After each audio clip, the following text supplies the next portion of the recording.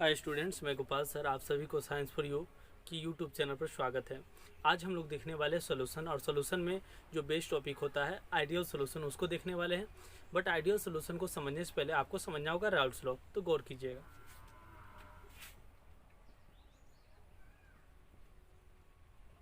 Raoult's law, Raoult's law. तो Raoult's law क्या कहता है, वाष्पशील जो विलयन होता है डियर, उसमें क्या होता है कि जो भी कंपोनेंट होते हैं उनका आंशिक दाब जो होता है वह मूल प्रभाज के समानुपाती होते हैं। तो राउल्स के अनुसार राउल्स के अनुसार अनुसार अनुसार वाष्पशील द्रवों के विलयन में प्रत्येक अवयव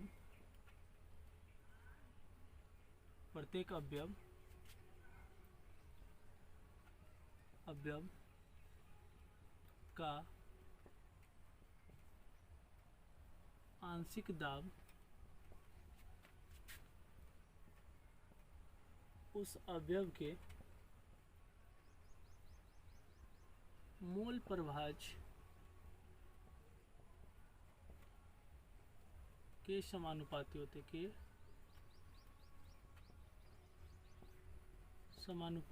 हैं। ठीक है बाबू, अब इसको समझने से पहले गौर कीजिएगा। मान लीजिए कि दो सॉल्यूशन है, ए और सॉल्यूशन बी। मान लीजिए कि इसका जो मोल प्रभाज है वो एक्स ए और इसका जो मोल प्रभाज है वो क्या है, एक्स बी है। क्या है, एक्स बी। दो सॉल्यूशन ए और बी जिसका मोल प्रभाज एक्स बी। याद रखिएगा, इसको कहा जाता है मोल प्रभाज। क्या कहते हैं बाबू, मोल प्रभाज। और इसको भी बोला जाता है मोल प्रभाज। अगर बात करा जाए इसका आंशिक दाब पी ए और इसका आंशिक दाब क्या होता है, पी बी। आंशिक दाब है, क्या है बाबू, आंशिक दाब।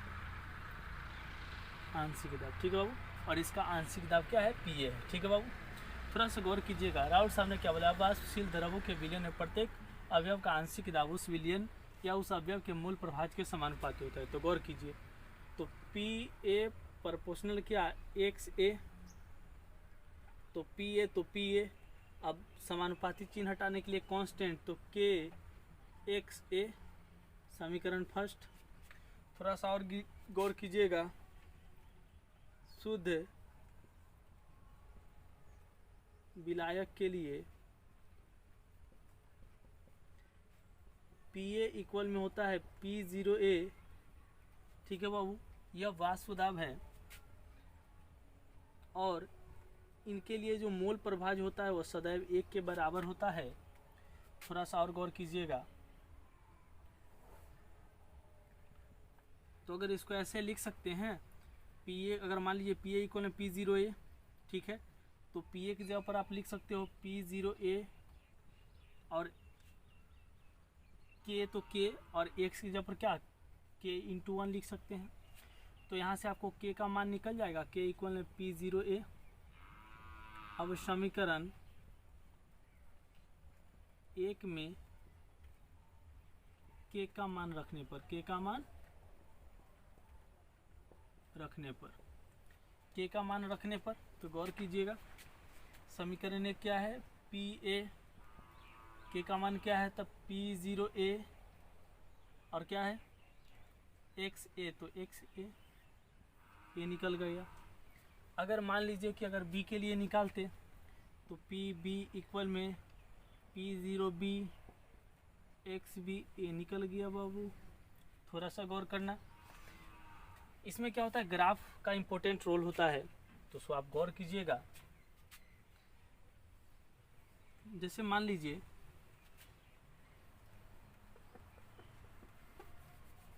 कि अगर यहाँ पे एक्स जो है वो मोल प्रभाज है, क्या बाबू, मोल प्रभाज।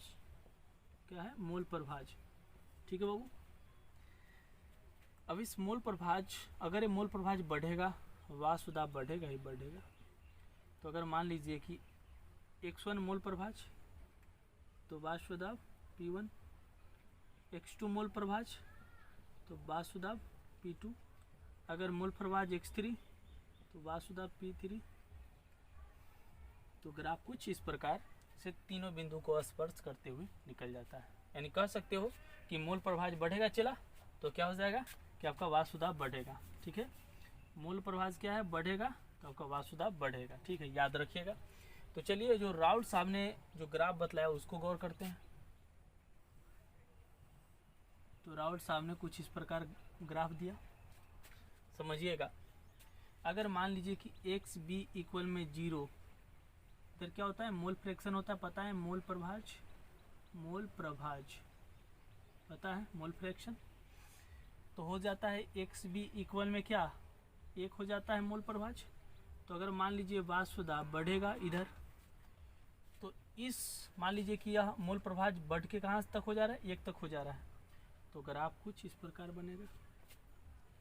अब ये जो ग्राफ बना है वो बना है पी बी इक्वल में P0B XB का, तो शुद्धतम बिंदु भी क्या होगा, P0B। अब यहाँ से देखिए कि यहाँ से XA इक्वल में मान लीजिए 0 मूल प्रभाज, और बढ़ के हो जाता है कितना, XA इक्वल में 1। तो उसके लिए ग्राफ जो है बाबू कुछ इस प्रकार बनेगा। तो शुद्धतम बिंदु यहाँ पे क्या हो जाएगा, P0A। ठीक है बाबू, P0A। अब दोनों को क्या करोगे, दोनों को जब मिला दोगे तो आपको कुल जो आरोपी जो वाष्पदाब है वो निकल जाता है। तो P इक्वल में PA प्लस PB। तो आपका टोटली वाष्पदाब निकल जाता है जो आरोपित किया गया है। ठीक है बाबू, तो इसको एक बार फिर से आपको समझा रहे हैं। ठीक है बाबू, तो गौर कीजिए। राउल्ट्स के अनुसार वाष्पशील द्रवों के विलयन में प्रत्येक अवयव का आंशिक दाब उस अवयव के मूल प्रभाज के समानुपाती होता है। ठीक है बाबू, मान लो कि 2 सोल्यूशन लिए हैं, ए सोल्यूशन और बी सोल्यूशन, उनका आंशिक दाब PA है और सेकेंड का आंशिक दाब PB है। तो बोला क्या कि मूल प्रभाज के समानुपाती होते, तो ऐसा कर दिया। तो उसके बाद PA इक्वल में K 1 से हो गया, क्यों, समानुपाती चिन्ह हटाने के लिए क्या, K। तो शुद्ध विलायक के लिए जो होता है PA इक्वल में क्या होता है, P0A। कहने का अर्थ है कि वाष्पदाब होता है। ठीक है बाबू, शुद्ध विलायक के लिए। और ये भी आपको पता होना चाहिए कि मूल प्रभाज सभी के लिए क्या होता है, 1 होता है। तो 1 से इक्वल में क्या 1 डाल दिया।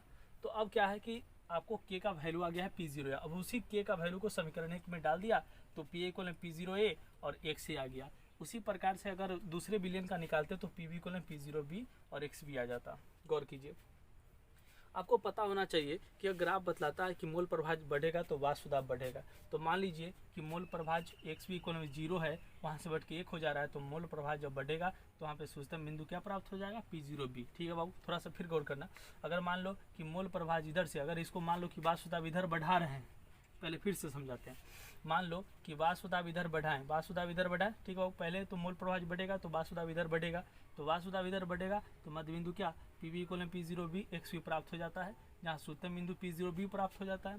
फिर मान लो कि वाष्पदाब अगर इधर बढ़ाया जाता है, ठीक है, तो मान लो कि वाष्पदाब इधर बढ़ाया जाता है, उसके साथ साथ मूल प्रभाज को क्या किया जाता है कि 0 रखा जाता है, और 0 से बढ़ाकर क्या किया जाता है, 1। तो उसके लिए ग्राफ इस प्रकार बन जाता है, जहाँ पे शुद्धतम बिंदु क्या प्राप्त हो जाता है, P0A। थोड़ा सा और गौर कीजिए। तो अब उसके बाद जब दोनों रेखा को मिला देंगे, आप दोनों शुद्धतम बिंदु को मिला देंगे, तो आरोपित जो है आपका वाष्पदाब निकल जाता है। आरोपी जो कुल वाष्पदाब है वो आपको निकल जाता है। ठीक है बाबू, तो चलिए इस प्रकार से हम लोग ग्राफ बना सकते हैं। अब ये इसी ग्राफ को जो फॉलो करता है उसको आइडियल सोल्यूशन कहा जाता है। अगर आपसे कोई पूछेगा कि आइडियल सोल्यूशन क्या है, तो वह सोल्यूशन जो वैसे सोल्यूशन जो राउल्ट्स के नियम का पालन करता हो, या डायरेक्टली आप ऐसे बता देना कि जो राउल्ट्स के ग्राफ को फॉलो करता है। ठीक है बाबू, चलो आगे देखते हैं कि आइडियल सोल्यूशन क्या होता है।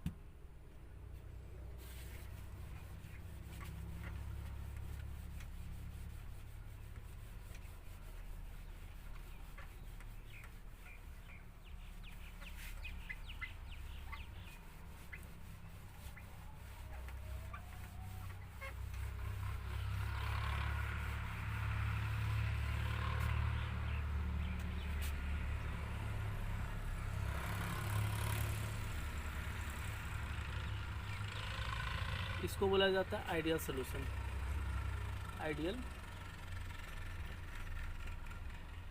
आदर्श विलयन, वैसा विलयन जो राउल्ट्स के नियम का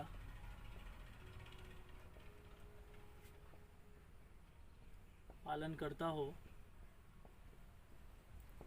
क्या कहलाता है?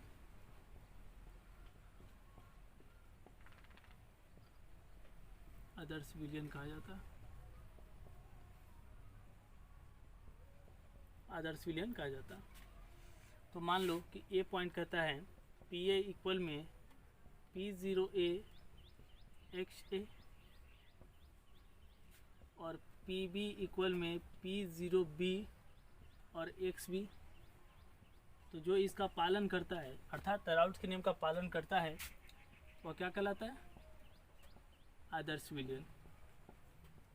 वो क्या कहलाता है? आदर्श विलयन। चलो बी नंबर बात कर लेते हैं। अगर मान लो बी नंबर कहता है कि डेल्टा भी मिक्सिंग इक्वल में 0, इसको समझना।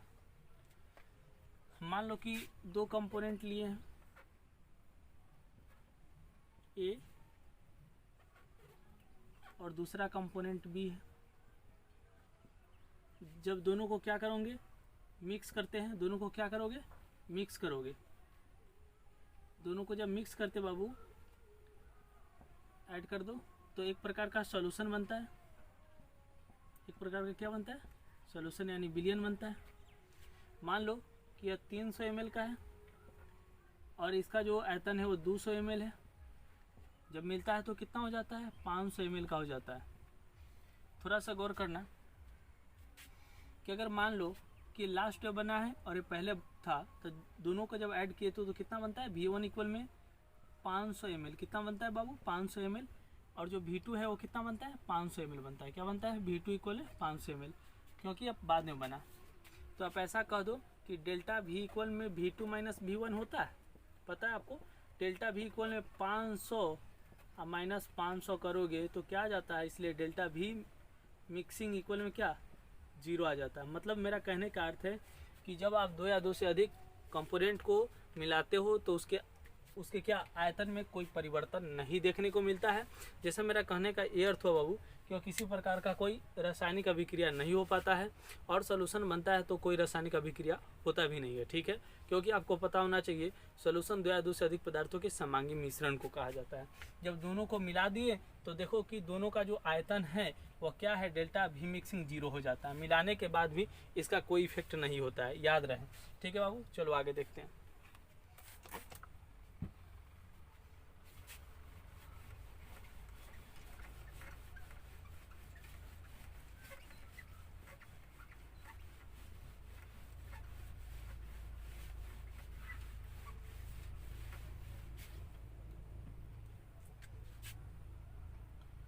मान लो कि सी नंबर होगा, कहता है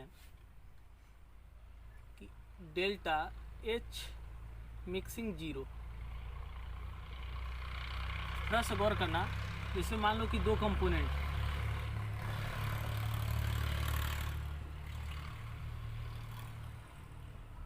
कंपोनेंट इसको मिलाते तो क्या बनता है?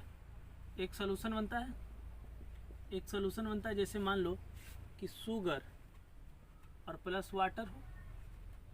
ठीक है, जब दोनों को मिलाते हैं तो ना ठंडा होता है और ना ही गर्म होता है, तो यह क्या करता है? आदर्श विलयन का पालन करता है। ठीक है बाबू, चलो आगे देखते हैं।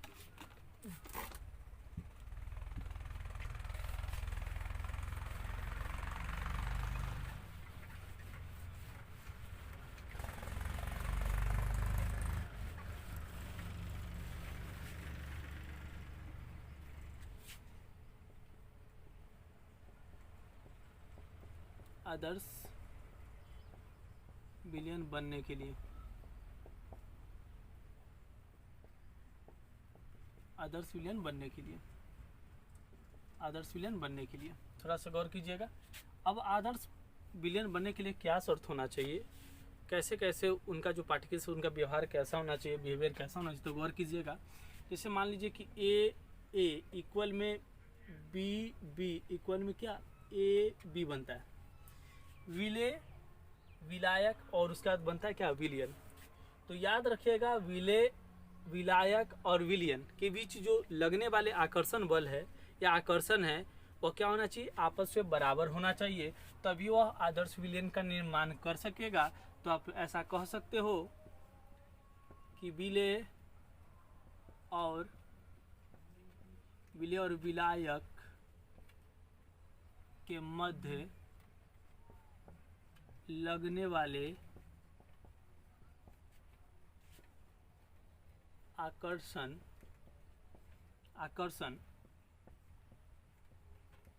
विलयन के बराबर होते हैं, ठीक है बाबू। तो आदर्श विलयन का निर्माण कर सकता है, लगभग कर सकता है। जैसे मान लो कि बेंजीन प्लस टूलिन,